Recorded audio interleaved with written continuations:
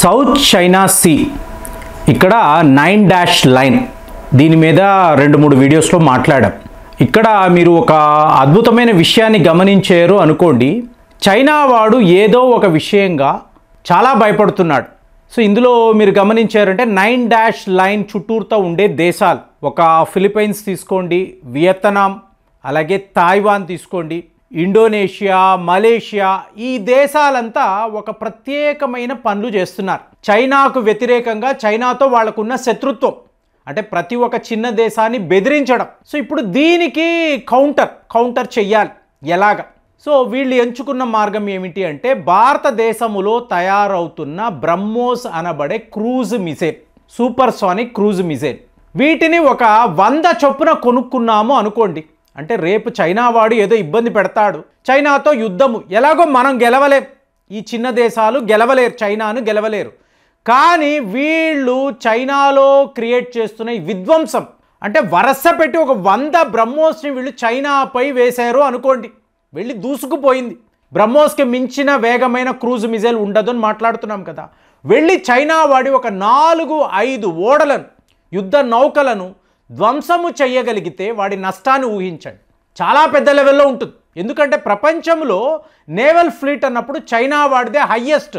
మీకు ఏకంగా 730 మిలిటరీ వెసైల్స్ ఉన్నట్టుగా చెప్తున్నారు.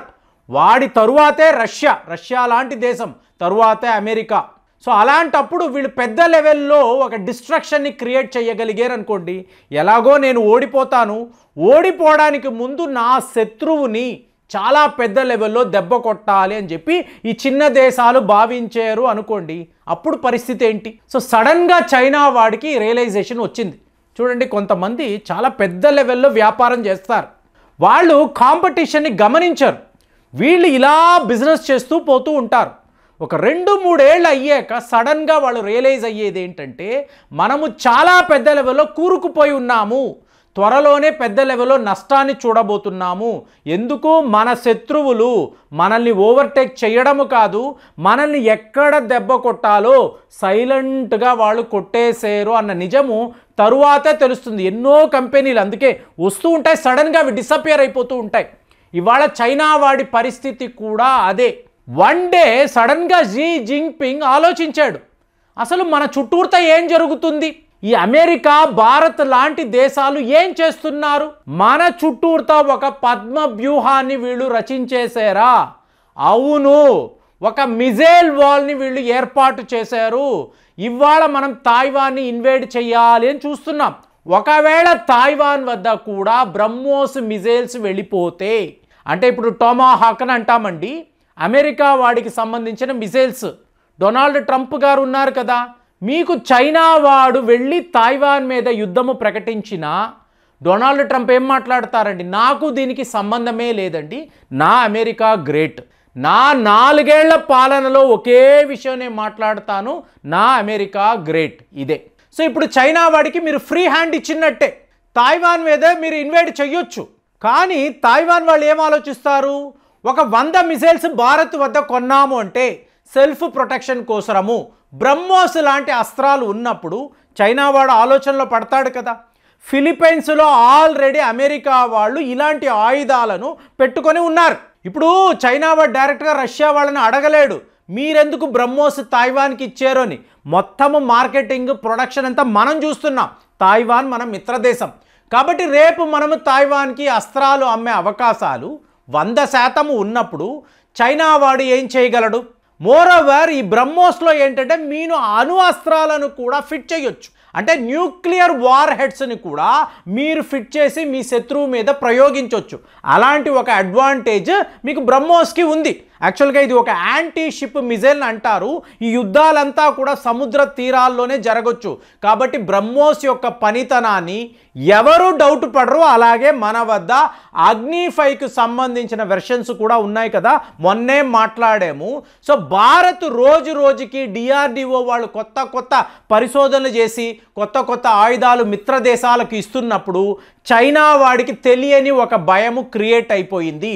సో ఇవాళ శాటిలైట్ ఇమేజెస్ పెట్టి, అంటే ఓపెన్ సోర్స్ ఇంటెలిజెన్స్ అంటారు చూసారా, సో వీళ్ళు చైనాలో ఏం జరుగుతుంది, బెయిజింగ్ వాళ్ళ రాజధాని, బెయిజింగ్కి ఒక 35 కిలోమీటర్ల దూరంలో ఏకంగా మీకు 1500 ఎకరాల భూమిలో వాడు ఒక మ్యాసివ్ కన్స్ట్రక్షన్ చేస్తున్నాడు. సో శాటిలైట్స్ ద్వారా చూసినప్పుడు ఏంటంటే ఇది అండర్ గ్రౌండ్లో జరుగుతుంది. దగ్గర మీకు 100కు పైగా క్రేన్లు పెట్టుకొని పెద్ద పెద్ద పరికరాలను పెట్టుకొని మీకు చాలా పెద్ద డీప్ హోల్స్ తవ్వుతున్నాడు. ఎక్కడా వార్తలు లేవు. మీకు వాషింగ్టన్లో ఉండే చైనా ఎంబసీని అడిగారు, ఏమోనండి మాకేం వార్తలు లేవు. భారత్ ఢిల్లీలో ఉండే ఎంబసీ ఏం మాట్లాడడం లేదు. సో కొంతమంది ఏమన్నారు, ఇప్పుడు పాలికా బజార్ అంటారు కదా, ఢిల్లీలో ఉండే మీకు అండర్ గ్రౌండ్లో ఉండే ఒక షాపింగ్ కాంప్లెక్స్, అలాంటిది ఏదో కడుతున్నారండి అన్నప్పుడు ఇక్కడ షాపులు రావాలి కదా. షాపులు రావాలి అంటే మార్కెటింగ్ జరగాలి, అడ్వర్టైజ్మెంట్స్ ఇవ్వాలి, మీరు ప్యాంప్లెట్స్ పంచాలి, బ్రోషర్స్ వెయ్యాలి, ఇవన్నీ వెయ్యాలి కదా. అలాంటిది ఏమీ జరగడం లేదు. ఎవరికి అక్కడ ఏం జరుగుతుందో తెలియదు. పెద్ద పెద్ద కొండలు, వాటి మధ్య డీప్గా వాడు ఎక్స్కవేషన్ అనేది చేస్తున్నాడు. సో దీంతో మీకు అర్థమైంది ఏంటంటే చైనా వాడు ఒక అతి పెద్ద మిలిటరీ కాంప్లెక్స్ను నిర్మించబోతున్నాడు. ఇది ఎంత పెద్దది అంటే అమెరికాలో ఉండే పెంటగాన్ వాళ్ళ డిఫెన్స్ సెంటర్ దానికన్నా 10 రెట్లు పెద్దదండి. మరి పెంటగాన్ ఎంత పెద్దదో చెప్పమంటారా? ఒక ఫుట్బాల్ స్టేడియంని తీసుకోండి, ఆ ఫుట్బాల్ స్టేడియంకి 100 రెట్లు పెద్దది పెంటగాన్, దానికన్నా ఇది 10 రెట్లు పెద్దది. అంటే ప్రపంచంలోనే ద లార్జెస్ట్ మిలిటరీ కాంప్లెక్స్ను చైనా వాడు నిర్మిస్తున్నాడు. ఒకవేళ అణువస్త్రాలే చైనా మీద వచ్చి పడినా కూడా అండర్ గ్రౌండ్లో ఉండే ఈ కాంప్లెక్స్ చాలా చాలా సురక్షితంగా ఉంటుంది. వీళ్ళ కమ్యూనిస్టు నాయకులు ఎవరు చాలా ముఖ్యమైన వాళ్ళని వాళ్ళు కాపాడుకోవడానికి ఇలాంటి ఒక అతిపెద్ద టన్నల్, అందులో మీకు హైవేస్ లాంటి నిర్మాణాలు, మీకు ఎన్నో ఫెసిలిటీస్, ఇదంతా వాడు ఇవాళ సిద్ధం చేస్తున్నాడు. అంటే ప్రాబబుల్లీ ఇజ్రాయెల్ వాళ్ళు చేస్తున్నారు చూసారా, అండర్ గ్రౌండ్లో వాళ్ళకి వార్ రూమ్స్ ఉంటాయి, కమాండ్ కంట్రోల్ రూమ్స్ ఉంటాయి. అలాంటి ఒక ఆలోచన చైనా వాడికి వచ్చిందా? మనకి ఇమీడియట్గా అనిపించవచ్చు అంత ప్రమాదం ఏమొచ్చి పడిందండి. చైనాలో బెయిజింగ్ అన్నప్పుడు వాళ్ళ రాజధాని దాకా కూడా శత్రువులు తమ ఆయుధాలతో వచ్చి దాడులు చెయ్యగలరా అంటే చైనా చుట్టూర్తా ఉండే దేశాలు ఇవాళ ఇదే భావిస్తున్నారు. వాడు మమ్మల్ని అష్ట కష్టాలకు గురి చేస్తున్నాడు, మమ్మల్ని చేపలు పట్టుకొని ఇవ్వడం లేదు, మా కార్గో షిప్స్ వస్తే మీకు అక్కడే ఆపేస్తున్నాడు, మా సరుకులు టైంకి ఎక్కడా ఏ దేశానికి వెళ్ళడం లేదు. ఇంతలాగా చైనా వాడు మమ్మల్ని ఇబ్బంది పెట్టినప్పుడు రేపు వాడితో యుద్ధం అన్నప్పుడు మేము అందరము కలిసిపోతాం. 9 లైన్లో ఉండే దేశాలంతా కలిసిపోయి ప్రతి ఒక్క దేశము దగ్గర ఒక 100 బ్రహ్మోస్ ఉంటే వీటిని పెట్టుకొని డైరెక్ట్గా చైనా మీద దాడులు చేస్తాము. ఈ క్రూజ్ మిజైల్స్తో మేము చైనా యొక్క అతి ముఖ్యమైన నగరాలు, మీకు షాంఘాయ్ అనండి, బెయిజింగ్ అనండి, ఈ నగరాల మీద పెద్ద లెవెల్లో దాడులు చేస్తాము. సో మీకేంటి, ముందు నాయకులని కాపాడుకోవాలి, మిలిటరీ కమాండర్స్ని కాపాడుకోవాలి, ప్రజలు ఏమైపోతే మనకేంటి, ఇవి వీళ్ళ ఆలోచనలు.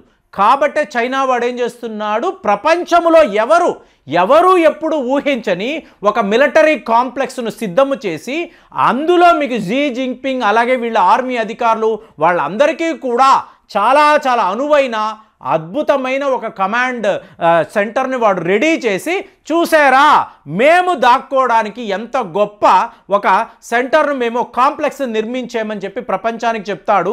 ఇవాళ వరకు వాడు ఇంత సైలెంట్గా ఉన్నాడు అంటే ఇక్కడ ఏం జరుగుతుంది అనేది ఎన్నో వార్తలు, ఇప్పుడు చైనా మీడియా కూడా ఇలాంటి వార్తలను లీక్ చేస్తారు కదా, కానీ శాటిలైట్ ఇమేజెస్ ద్వారా ఇంతంత పెద్ద పరికరాలను పెట్టుకొని ఇంత భారీ స్థాయిలో వీడు ఒక కాంప్లెక్స్ నిర్మిస్తున్నాడంటే ఖచ్చితంగా వాళ్ళ మిలిటరీ కోసరమే అని చెప్పి ఇవాళ ప్రపంచమే మాట్లాడుతుంది. మరి ఈ వార్త మీరు విన్నారా? చైనా వాడి యొక్క ఈ భయాన్ని మీరు ఎలా చూస్తున్నారు? మరి చుట్టూరుతో ఉండే దేశాలకు అంతా కూడా బ్రహ్మోస్ మనం ఇవ్వగలిగితే మన స్ట్రెంగ్త్ ఎలా ఉంటుంది ఆలోచించి కామెంట్స్లో రాయండి. మళ్ళీ వచ్చే వీడియోలో కలుద్దాం. జై హింద్.